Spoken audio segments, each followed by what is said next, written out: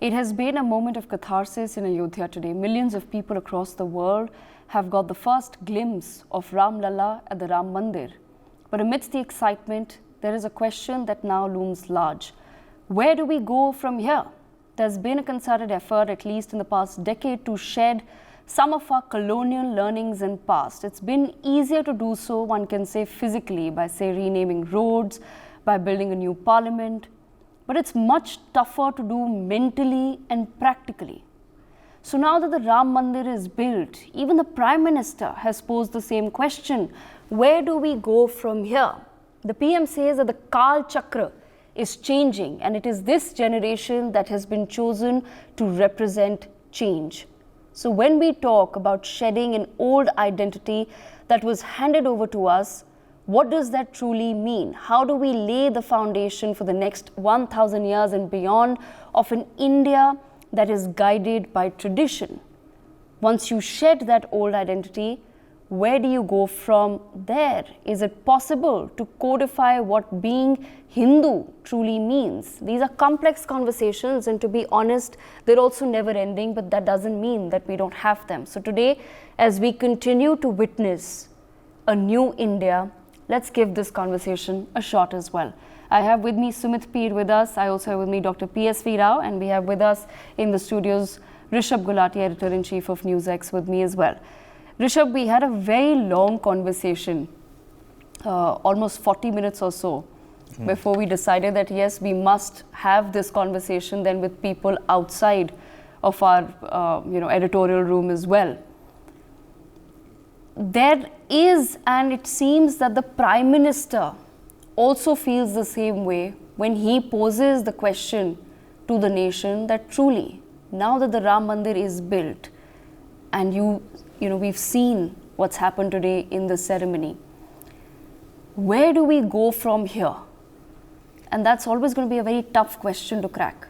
Okay, we spent an hour discussing it this afternoon, and which is why we come to discuss it on television, because the premise is that hopefully you're watching this will understand the premise and take it away in your thoughts and the books that you write, and hopefully host podcasts and the commentaries of people, both very deeply interested, voracious Indians sitting with us, Sumit Peer and Dr. Rao, coming from different places and different vocations. Let me set this up, Devika, from a premise that I can. Okay, so I'm going to read to you from Lord Macaulay's minutes. Okay. 2nd of February 1835. Let's put this into perspective. And he writes, and believe it or not, and it's a lesson of believe it or not. I have no knowledge of either Sanskrit or Arabic, but I have done what I could to form a correct estimate of their value. I am quite ready to take the Oriental learning at the valuation of the Orientalists themselves. I have never found one among them who could deny that a single shelf of a good European library was worth the whole native literature of India and Arabia. Okay? So all your Ramayana, Mahabharata and the Kautilya and the Vedas and the Gitas and all the scientific treatises that have come from India, all of them not worth a shelf in a European library. Okay? Let me go on to the end of this. I feel with them it is impossible for us with our limited means to attempt to educate the body of the people. So he's saying there's no point in trying to educate all Indians. We must at present do our best to form a class who may be interpreters between us and the millions whom we govern. A class of persons, Indian in blood and color, but English in tastes, in opinions, in morals, and in intellect. Unquote. Now, whether we like it or not, and it's, of course you don't like it, right? This is what happened. Now, we are being told, or have been told, for time immemorial, 200 years, multiple generations, that there is no such entity really called India, right? What did the British tell you? The British told you when you said we want independence for India. They said there is no such thing as India. There is Mysore, there's Hyderabad, There is Patiala. What India are you talking about? The India has never existed. You have 500 princely kingdoms. You guys were never one entity. Okay? So, Jawaharlal Nehru, to his credit, when in prison, wrote 2 books. Both are worth reading. Both are large compendiums. One is called The Discovery of India and the other is called Short Glimpses of World History. Why was The Discovery of India written? It was written to identify a common thread into what we modern day call India, in the force of the British argument that a concept of India did not exist. He made that attempt. It was an ideological attempt which was required to be done. So I am now proposing a premise to you, okay? In the modern context where we have grown up thinking two-nation theory, two-nation theory, two-nation theory, and now we are saying no, we're actually one nation. How do we live it? What does it represent? When we say Ram Rajya, do we understand what it means? So if I am today a global Indian, traveling all over the world or interacting with people or representing, and it will happen, it's already happening, right? Whether you're doing business or you're studying, you're interacting with the globe, and they ask you, who are you? What is the answer we're going to give? Who are we? We have not gone through the process of this re-identification. You can see Modi going through it, okay, as a Prime Minister. So he starts with the premise, Sabka Saath, Sabka Vikas. He starts with the premise. You can argue whether he lived up to it, not lived up to it, and we'll do that. Then he adds to it, Sabka Vishwas. Then he adds another one, Sabka Prayas. So there is now an identity crisis. Who is the new Indian? For the British, at the cusp of independence, we had a goal as people fighting for the independence. Immediately after independence, we were a country that had just gone through famine, was struggling to feed itself. So if you look at the story of Gandhi itself and you read his work, My Experiments with Truth, Mohandas Karamchand Gandhi is a privileged person, a privileged Indian. He's had the privilege of a British education and those times. He's been to the Inner Temple in Oxford to study law. He goes on to South Africa. He's sitting in a first class carriage. How many people in India today can afford to travel first class, even today? So he is a person of means, a person of reasonable wealth, of privilege. He is in a 3-piece suit with a gold pocket chain. And that's his identity. He's a barrister. And then he comes to India and he says, I'm going to take off all these clothes. I'm going to go live in a cart in a village and spin a charkha because I need to understand what India is really about. So this is about defining now a new identity. I'll make it anecdotally simpler, okay? We accept Salam Alaikum as a greeting. We accept Sastri Akal as a greeting, okay? You would take blessings be upon you, okay?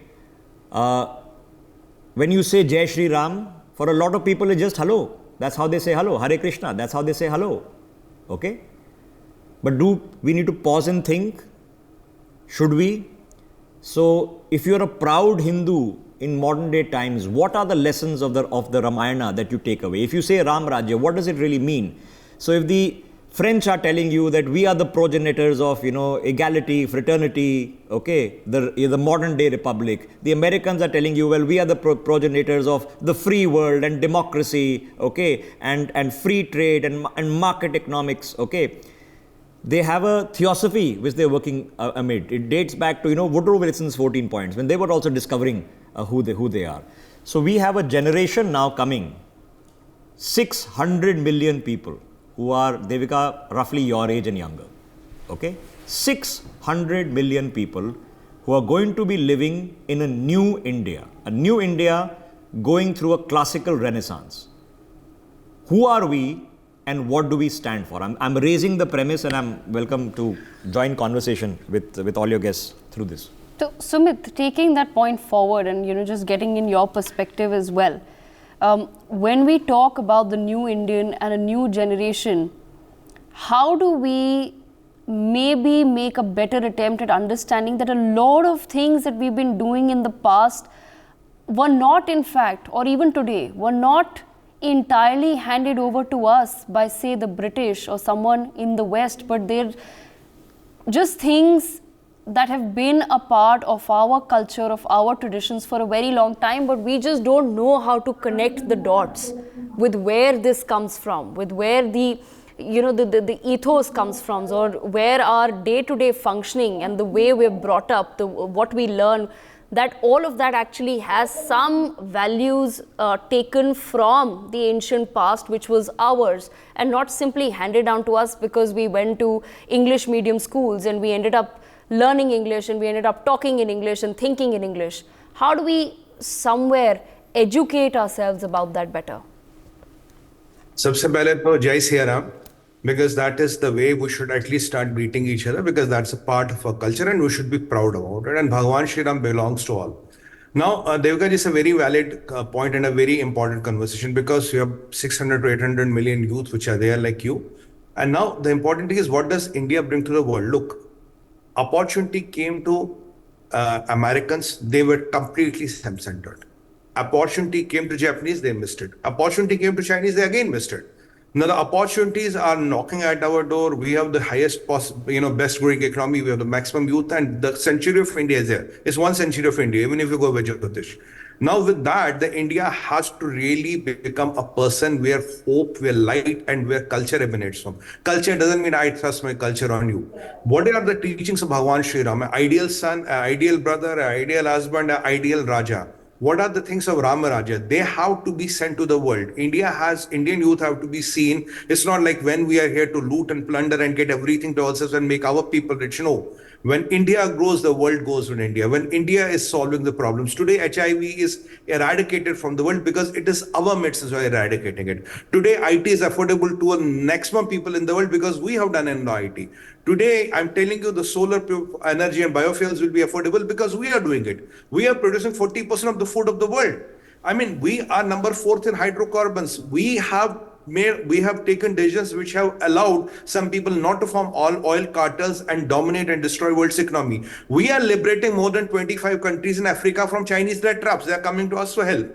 We are giving education here. We will be the education capital of the world, wherein people from all of the world can come, get education and go back there.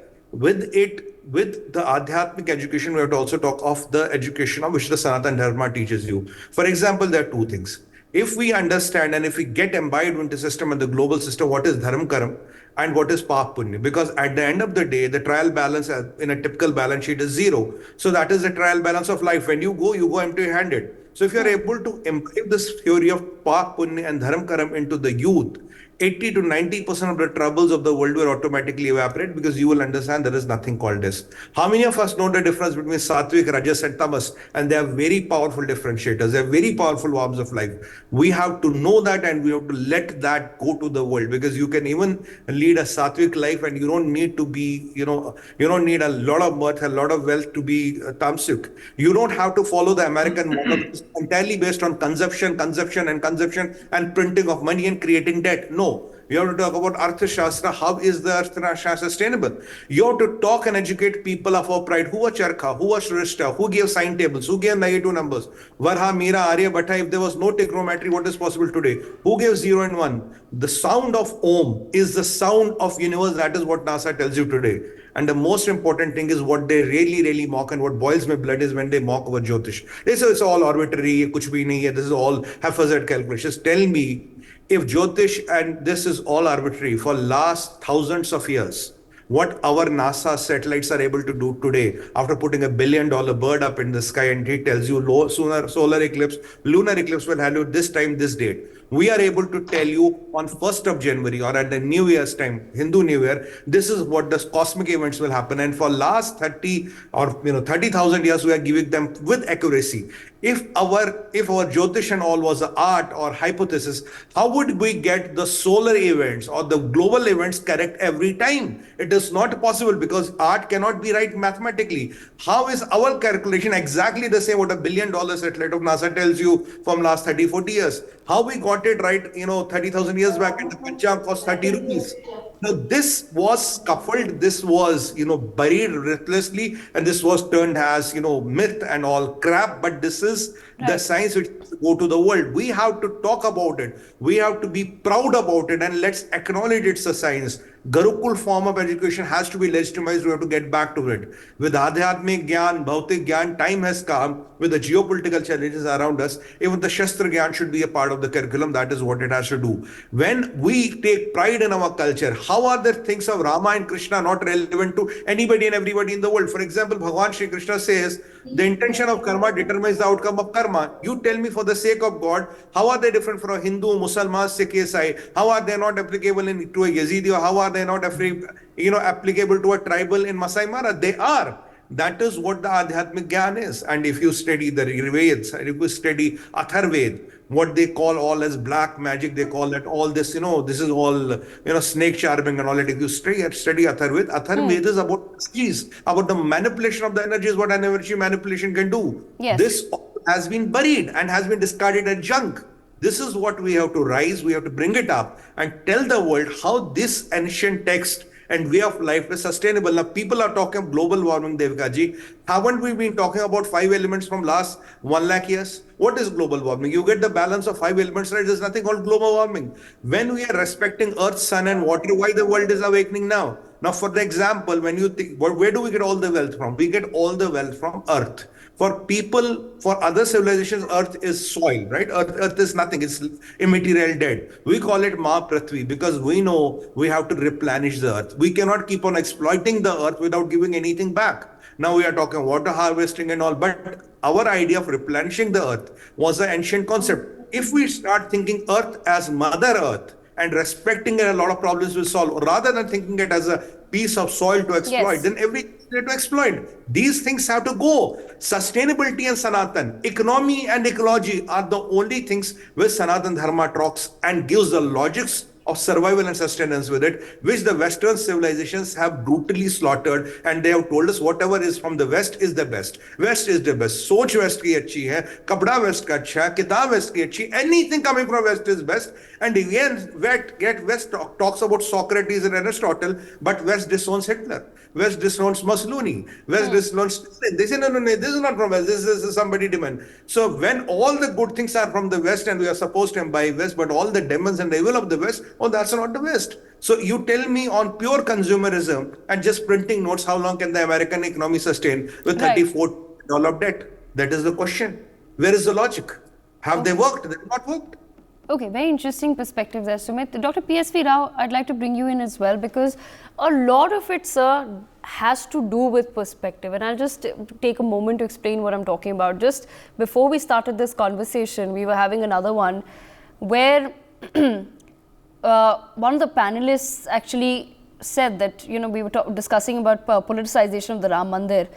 And he said that out of the 40 or 45 minute ceremony that happened, the 43 minutes were on simply Prime Minister Modi, but the Ram Lalla idol only got 2 minutes. Now, why I talk about perspective is because when he made this comment, quite interestingly, I thought to myself that I was actually only watching for those 2 minutes. It didn't matter to me who was performing the ceremony really, who came in, who did what. Yes, of course, it was brilliant to watch, but in that moment, when you saw the idol of Ram Lalla, it was a truly powerful moment, and that is the moment that one will take away from today. That is the moment that several people want to take away from today. So how do we then change this perspective that something major, for example, has happened today, which is, yes, important to many Hindus, and yet we're not able to have a better perspective, that we're still sitting here calculating that this person got this much screen time and this person got that much screen time, and we've completely lost the narrative here and the actual conversation here. Jai Ram Ji ki, to all. Before I say what I see from my perspective, I should explain the basis of my perspective. I, as a child, even though Ramayana and Mahabharata was not taught to me in school, I read through them once I was able to read. And the main lesson I learned from Ramayana is ethics, that you should follow what is right.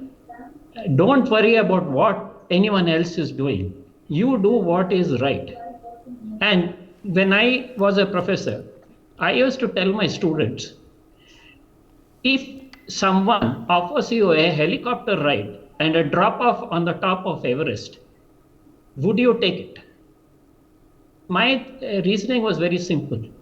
If you landed like that on the top of Everest, you would be always worrying that where you will slip and how will you get up again. So you will be highly insecure. And if hundreds of people are struggling to go up the Everest the hard way, it doesn't mean that they are stupid and you are being very smart. Get out of your ego and realize that is the correct thing. Lord Rama, to hold up his dharma, was willing to keep his father's word and spend 14 years in Vanvas. So we need to, that was one lesson I learned from Ramayana. And one lesson I learned from Mahabharata was the main statement of Krishna to Arjuna, you do your karma, I will take care of the result. You don't worry about what is the end result of it. And this has been a huge guidance to me in my entire life. Many people ask me, why do you operate on patients who have already been operated multiple times by other surgeons and who have failed? Don't you think it is a huge risk you are taking? You also take up patients for surgery whom no one else is willing to operate upon. My answer is very simple. I am doing what Lord Krishna told Arjuna. You do your job. I will take care of the end result. So when I work sincerely and I do well, my patients are all doing well. I have a virtually zero complication rate. So when other doctors ask me, you are taking such high risk, you are doing this, I say, no, I am following the main thing I learned from Mahabharata. So this is what has sort of made my perspective. Now, it is a perspective of positive attitude. In every problem that I face in life, in every hurdle that has been put in my way, I look at what is the positive of it. I often take it as God's message to me that there is a better way. I don't look at it, oh, this man has obstructed me, he is my enemy, etc. No, I see, okay, there must be some better way. God has sent me, this is God's messenger telling me, don't go this way. And this has been true throughout my life. Every time this has happened, I have found a better and something far beyond my expectation. And so this is what I look at. So if Modi is doing it, he has been responsible for the major reason why this whole construction happened. Just because he has been before the court and after the court, he has shown patience. He has shown the patience of Lord Rama. He has shown the dharma of Lord Rama and got the job done peacefully without strife and attack. And many times I have been asked if I don't find Hinduism or this religion very confusing with multiple gods, multiple these books, etc. My answer to it is very clear. I am a nature lover. I, as a Hindu, also have learned to sustainable living. This is part of our culture. This is not something which has been imposed on us or learned. Actually, the rest of the world needs to learn sustainable living from us. We actually do puja to the various aspects of nature. We pray to stones, we pray to animals, including snakes. We do all this. Why? Because we realize that they have an important role to play in the whole system of the nature. And if we have variety, it is because nature has variety. Like I said earlier today, it is not that nature says, okay, mango is the king of fruit, you shall have no other fruit, that is the fruit. And only one variety of mango, not multiple varieties of mango. And many times there have been attempts at converting me. I tell them very clearly, invariably it is a woman who is sent to try and convert me. I tell the woman, you see tell me any one other religion where there is a woman as a god. And not only we have three prominent lady gods, the most important functions have been assigned to them. You have Shakti, you have Lakshmi, and you have Saraswati. Tell me one other religion which is so inclusive. It includes all the aspects of nature in it. It includes the women in it. It has a role for everyone. This is what will bring peace to the earth. If others realize what this whole, even if they don't become Hindus, we are not asking people to become Hindus or trying to convert people, but please accept that you are part of nature and you should go in for sustainable living.